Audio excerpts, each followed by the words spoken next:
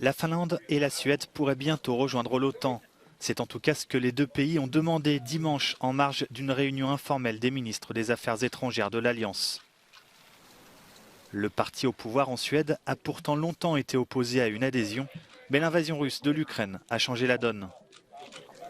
Notre politique de non-alignement militaire en vigueur depuis 200 ans a bien servi la Suède.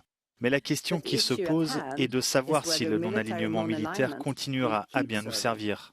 Et l'invasion non provoquée de l'Ukraine par la Russie n'est pas seulement illégale et indéfendable, elle sape également l'ordre de sécurité européen sur lequel la Suède bâtit sa sécurité.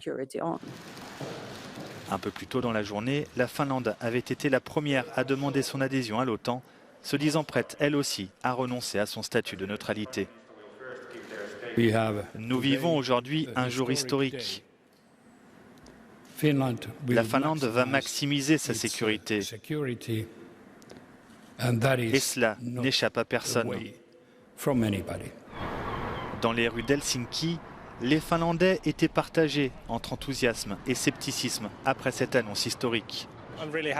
Je suis vraiment heureux de cette décision, dit cet étudiant. Cela fait longtemps que je rêve que la Finlande rejoigne l'OTAN. Je ne pense pas que la Russie va attaquer ici, estime cet homme de 38 ans. Nous avons une très longue frontière avec la Russie, donc je préfère faire des affaires avec les Russes et être ami avec eux et rester neutre, plutôt que de prendre le risque de se les mettre à dos. L'OTAN s'est dit favorable à l'adhésion des deux pays, mais celle-ci doit d'abord être approuvée et ratifiée par les 30 membres de l'Alliance.